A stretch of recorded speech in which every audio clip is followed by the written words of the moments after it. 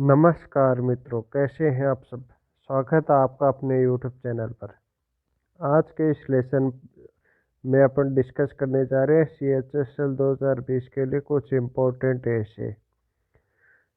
यह ऐसे आपकी होने वाली एग्ज़ाम जो 9 तारीख को एग्ज़ाम है CHSL की टायर 2, उसके लिए काफ़ी इम्पोर्टेंट हो सकते हैं।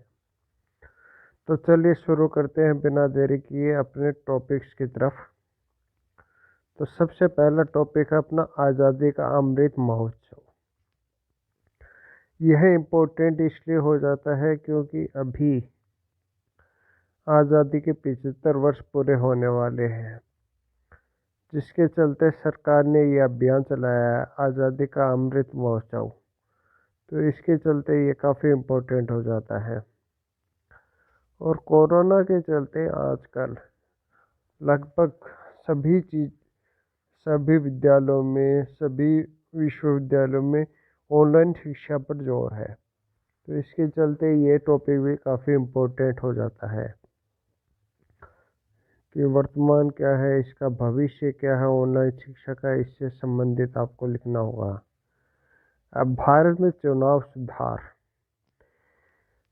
सुधार में आपका तात्पर्य एक लोकसभा विधानसभा के एक साथ चुनाव भी हो सकते हैं, या चुनाव में क्या खामी है उससे संबंधित भी हो सकता है। ऐसा टॉपिक काफ़ी महत्वपूर्ण हो सकता है। और ये भ्रष्टाचार, ये तो राष्ट्रीय समस्या है ही, इससे आप भली भांति परिचित हैं। अगला है ग्लोबल वार्मिंग। ग्लोबल वार्मिंग का टॉपिक इसलिए महत्वपूर्ण है क्योंकि अभी के सर्वे के अनुसार जो 2100 तक धरती का तापमान है वो 2 डिग्री से 4 डिग्री तक बढ़ जाएगा। उस पर अपने को रोकना है। उसके लिए SDG सस्टेनेबल डेवलपमेंट गोल भी चलाए गए हैं। उससे रिलेटेड काफ़ी महत्वपूर्ण बन जाता है, जो 2023 में पूरे होने वाले हैं। अगला, लोकतंत्र में मीडिया की भूमिका। लोकतंत्र में मीडिया की क्या भूमिका हो सकती है। मीडिया को चौथा स्तंभ कहा गया है। क्यों कहा गया है, इससे संबंधित। और जनसंख्या विस्फोट, कारण और निवारण। आज विश्व की जनसंख्या लगभग 7 अरब है। 2050 तक ये 10 अरब होने की संभावना है। इसको कैसे रोका जा सकता है, इसके क्या दुष्परिणाम होंगे, उससे संबंधित ये निबंध है। इससे अगला है सिंगल यूज प्लास्टिक।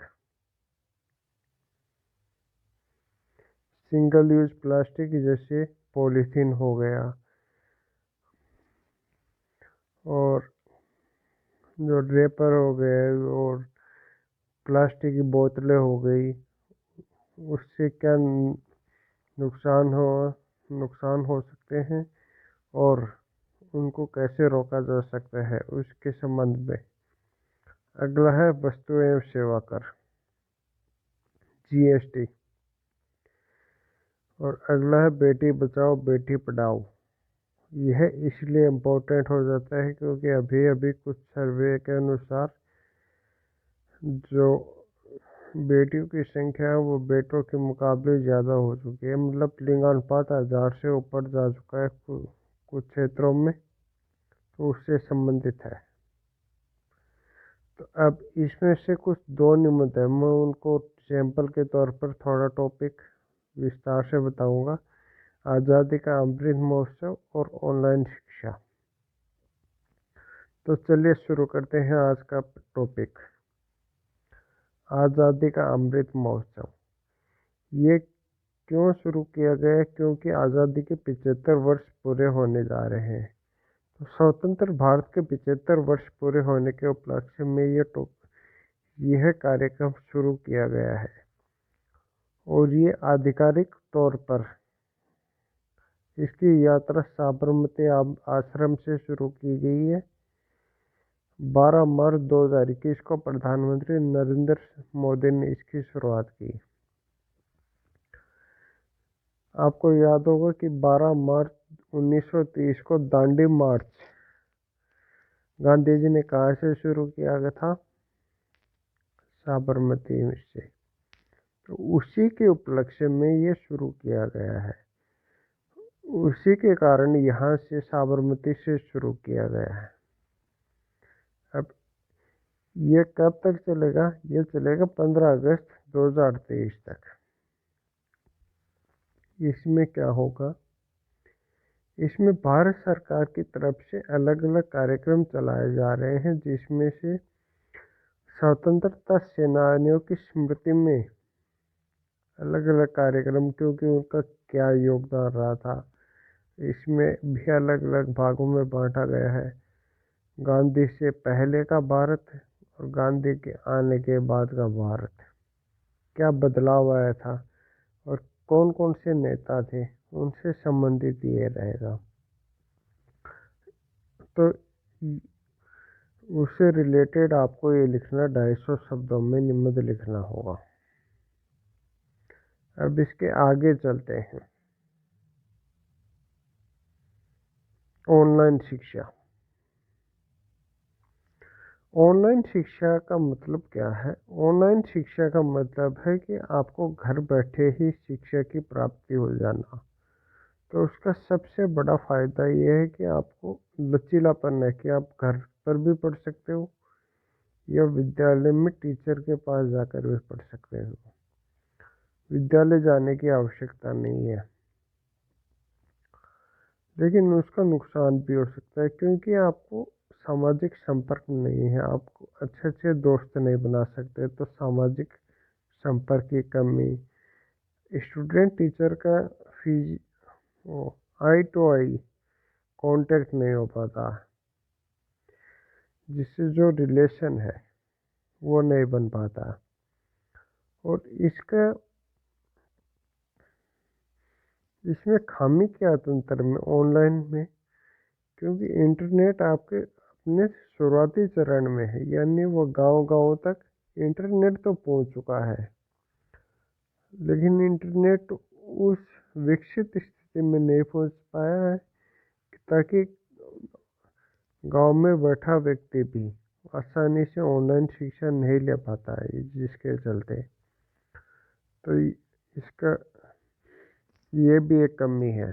और कुछ जैसे पाठ्यक्रम है, जैसे रसायन विज्ञान हो गया, जिसमें आपको प्रैक्टिकल की ज़रूरत होती है, तो ऐसे टॉपिक आप ऑनलाइन शिक्षा के माध्यम से कवर नहीं कर पाओगे।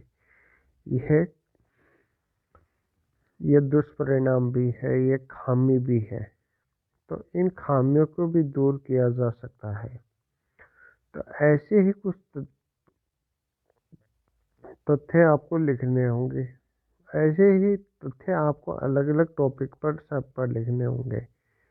यहाँ पर तो मैंने आपको 2 सैंपल के तौर पर बताए हैं।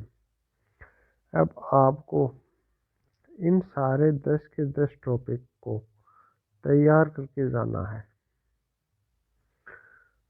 इन सारे 10 के 10 टॉपिक को तैयार करके जाना, ये आपको लेटर में या ऐसे में कहीं न कहीं देखने को अवश्य मिल जाएंगे। और इनको आप लिखकर प्रैक्टिस करें 250 शब्दों में निबंध की और 150 शब्दों में लेटर की। अभी आपके पास 2 दिन का समय है। 2 दिन में आप इन टॉपिकों को तो अवश्य तैयार करके जाएं। और best of luck for exams. धन्यवाद।